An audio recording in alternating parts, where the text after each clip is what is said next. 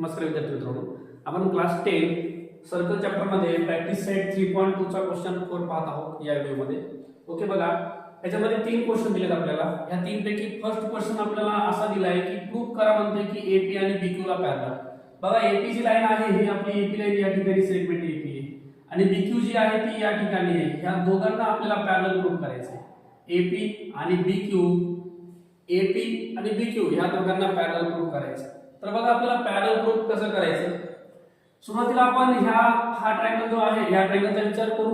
Triangle APR मध्ये हा जो ट्रायंगल आहे या ट्रायंगल मध्ये ह्या दोन साइड इक्वल आहेत. पीए आणि पीआर या ज्या आहेत या इक्वल साइड आपल्याला घेता येतील, कारण पीए आणि पीआर काय एकाच सर्कलच्या रेडियस आहेत. तुमच्या कळलं का? तर ह्या साइड इक्वल असतील तर या साइडच्या अपोजिटचे अँगल पीएआर हा अँगल आणि अँगल पीआरए हा अँगल, ह्या दोन अँगलला तुम्हाला इक्वल घेता येतं. त्याच्यानंतर हा जो सेकंड ट्रायंगल आहे ह्याचा विचार करा.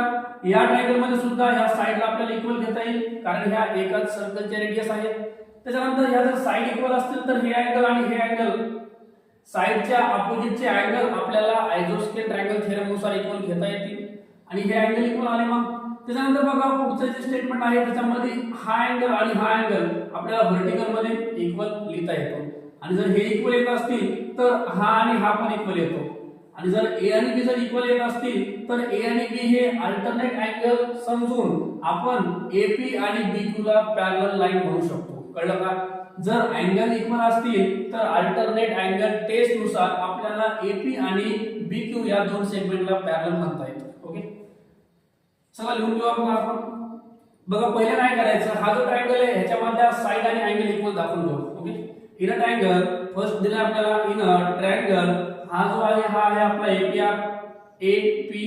ओके, एपीआर मध्ये आपल्याला PA is equal to PR असं म्हणता येईल. कळलं का? या ट्रायंगल मध्ये पीआर इक्वल घेता येतं. याचं रिझन आहे रेडियस ऑफ सेम सर्कल. ह्याच्या दिलेल्या आहेत ते एकाच सर्कलच्या रेडियस आहेत. कळलं का? आणि जर ह्या रेडियस इक्वल असतील, जर एखाद्या ट्रायंगलच्या साइड इक्वल असतील तर ह्या साइडच्या अपोजिटचा अँगल, आता बघा पीए चे अपोजिट कोण आहे? अँगल पीआरए आहे. Angle PRA is equal to angle PR च्या अपोजिटचा अँगल आहे पीएआर. ह्या दोन अँगलला इक्वल घेता येतं. रिझन आहे आपलं आयसोस्केल ट्रायंगल थेरम. ओके, दोन अँगल इक्वल आले, याला नंबर देऊन टाका, हे आपल्याला पुढे लागणार आहे. आपण पहिल्याच्यात काय केलं समजलं, ट्रायंगल एपीआर या फर्स्ट ट्रायंगल मध्ये साइड इक्वल आहे तर अँगलला इक्वल लिहिलं. त्याच्यानंतर ह्या सेकंड ट्रायंगल मध्ये बघा in a triangle RQB, in a triangle RQB या ट्रायंगल मध्ये, आता या ट्रायंगल मध्ये क्यूआर आणि क्यूबी इक्वल लिहिता येतं आपल्याला. QR is equal to QB. याचं रिझन आहे radius of a same circle, radius of a same circle. आणि जर सर्कलच्या आपल्या ट्रायंगलच्या दोन साइड इक्वल असतील तर साइडच्या अपोजिटचे अँगल बघा क्यूआर च्या अपोजिट कोण आहे? क्यूबीआर आहे. Angle QBR is equal to angle QB च्या अपोजिट कोण आहे? क्यूआरबी. ओके, अँगल इक्वल आले, त्याला नंबर 2 टाका. ह्याचं रिझन पण सेम असणार आहे यासारखं, आयसोस्केल ट्रायंगल थेरम.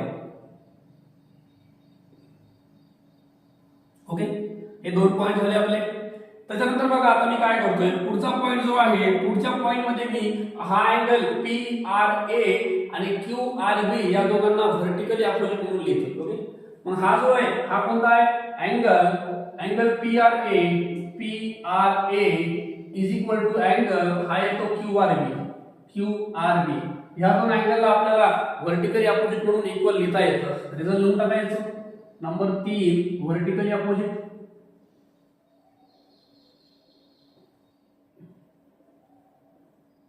ओके, आता बघा 1, 2 आणि 3 म्हणून.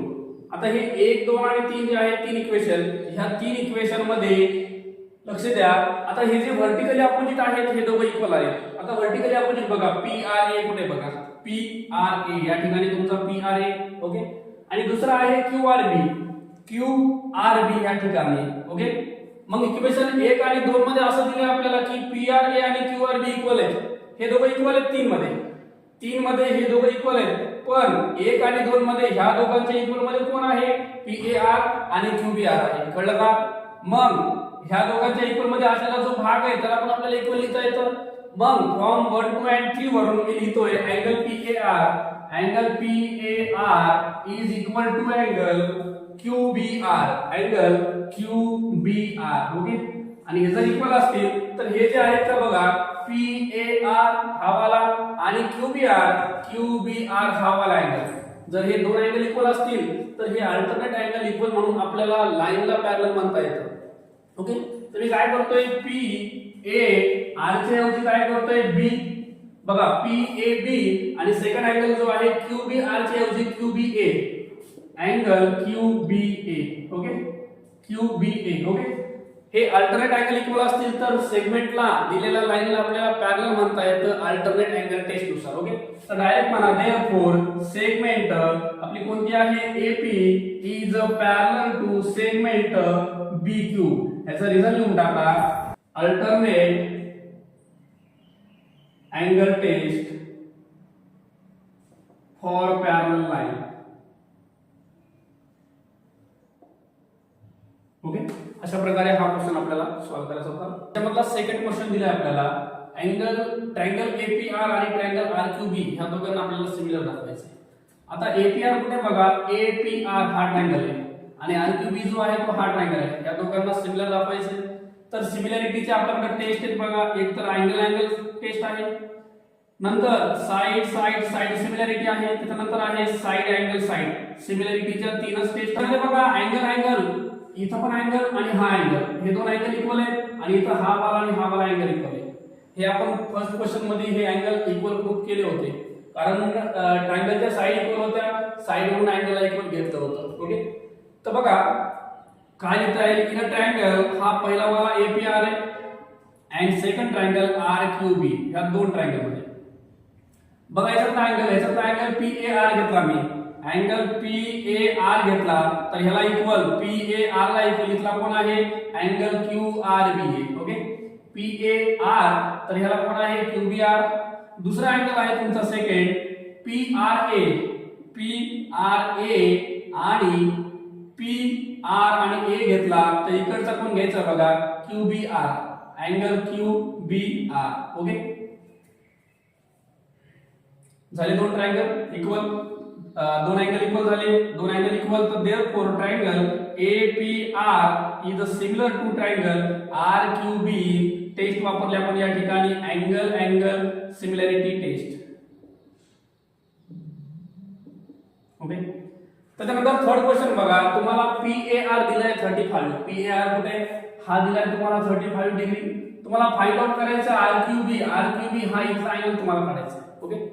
तर आपण इक्वेशन 3 मध्ये हा वाला जो आहे हा आणि हा इक्वल म्हणलो होतो, म्हणजे हे हा वाला PRA QRB BRQ QBR हे सगळे अँगल इक्वल आहेत. ओके. तर आपण काय करू, हा 35 आहे तर अल्टरनेट इथे येऊया. ओके.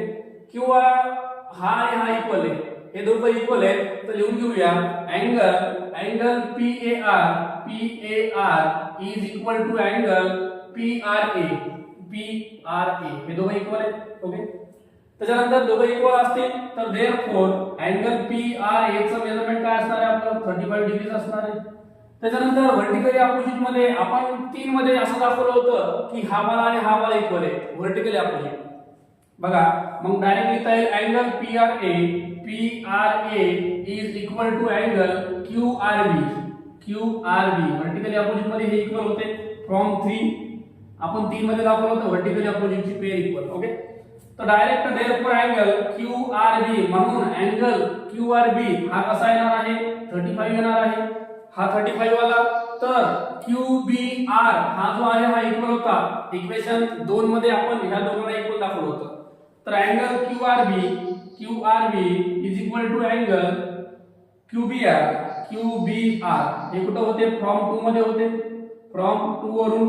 तर देअरफॉर अँगल QBR याचं मेजरमेंट सुद्धा किती आलं, 35 आलं.